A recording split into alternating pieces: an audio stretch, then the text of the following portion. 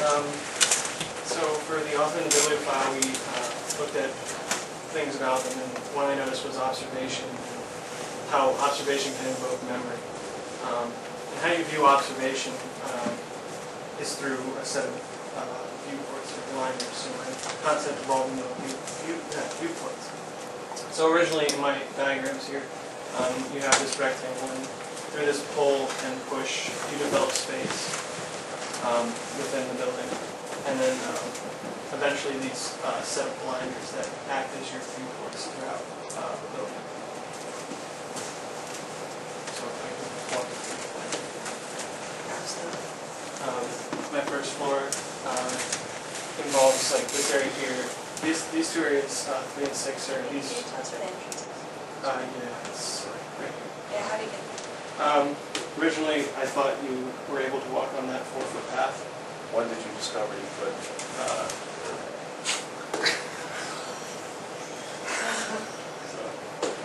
Okay.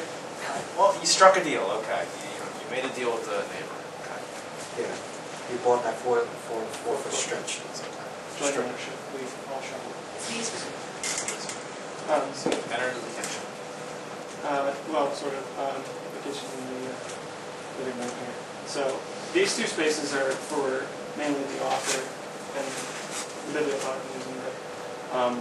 What they view are, this one allows you to view the right side down the street, and this one allows you to view across the street. They're only like certain sections of it, which are meant to invoke this thought for writing in her novel. Do you mind if I interrupt you for a second? Not at all. What do they align with across the street? Not really specific things. I mean, this one will look into windows at the adjacent buildings. What's across the street? Houses. What does that mean? Exactly. Where's the site? Where's the photograph of the site? Well, we don't There have are one. I'm photos. sorry. Okay, no. But you know what? It just totally debunked. I mean, it totally like debunked your whole thought process of a concept or anything like that. Because if you're talking about viewports and directing views to a specific thing across the street, but yet you're like, it's not looking at anything specifically, then your whole idea goes down the drain, right? Well, I mean, they're supposed to like. Yeah. That's kind Yeah, I of didn't mean to true. interrupt. Sorry. No, I mean, You're because supposed to like. For me, the author was supposed to view people. Okay. Okay. And Okay, no, that's different than viewing across the street. That's different. Yeah. That's okay. Okay. so don't say it doesn't look out into anything. It looks out onto people. The streetscape. People interacting in adjacent buildings with this one. This one looking out at the sidewalk in the street and what people are doing. Right. Thank you. Much better. You only got us into the... Yeah, sorry. Quite rudely So I mean, interrupted. kitchen, and then you have, I created an area where it separates the author's area and the bibliophile's area. In this space, also you're able to look out at that pathway that walks back to see if there's people or stuff like that. It's just a giant sun, basically, where it has floor to ceiling glass. North light. That's not bad. Okay. I mean, depending on the height of the building. And so that leads back into the bibliophiles area where they can store their books and have these 3 different viewports out to the back lot area where you can see other people.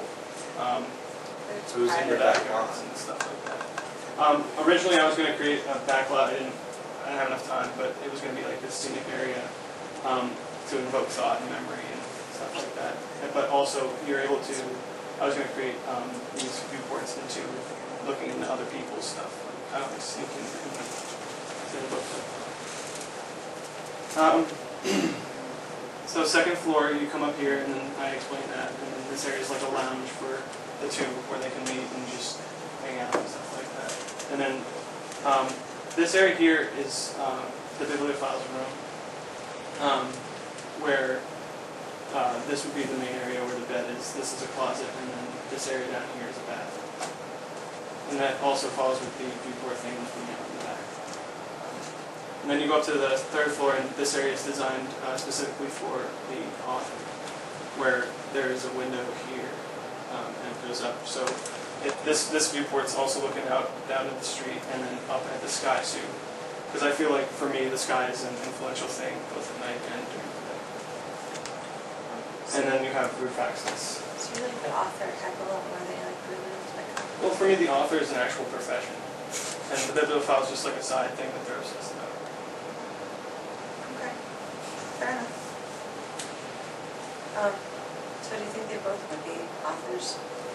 Or does the bibliophile really just get the little cave-like spaces in the back? I'm just curious. It's just a bad question. Your question is, can the bibliophile be an author? Yes. I mean, of course, these are shared spaces. The bibliophile can use them to invoke thought. Where does the author sleep? Oh, I'm 10. Oh, sorry. Oh, okay. He's also got the mat pad, and the bibliophile's got this little ledge where you can buy a diamond-shaped bed. Well, my thought was that they put it here. In where? Twin In bed. this area here. Would you be able to put a bed there? You're tall. You wouldn't be able to sleep in that. Sleep on the floor. Like flies? The floor is a bed. Fine bed. Been drunk enough.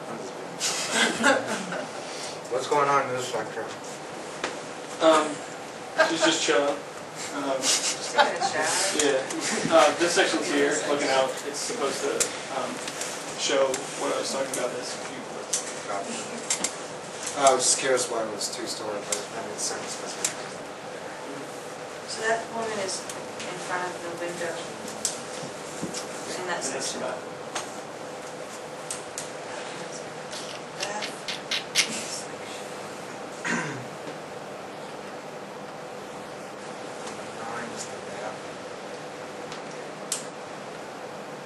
I mean, I have to, the first thing I want to commend you on is the fact that, we don't have to ask you what the room is and so forth, because you have it labeled, which is awesome, right? And you have all your drawings labeled, minus the scale of these drawings.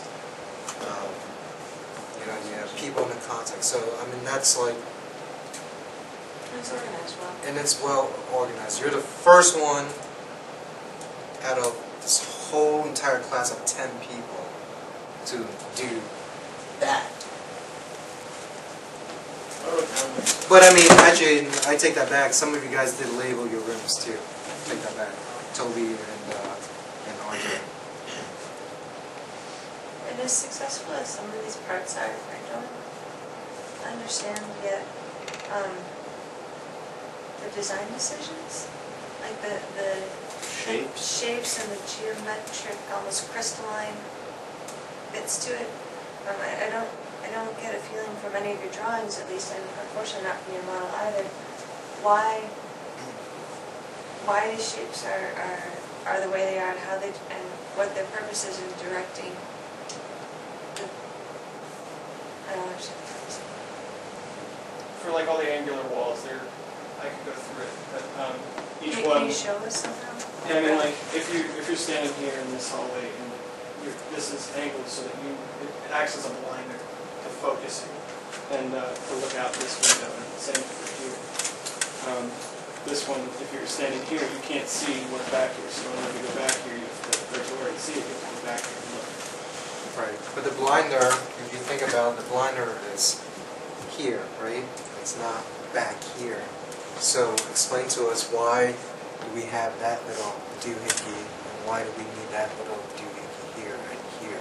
If you're talking about blinders, it's blinder kind of behaves in front of us, right, or to the side of us, where our visual cone is, right? That's how blinders work.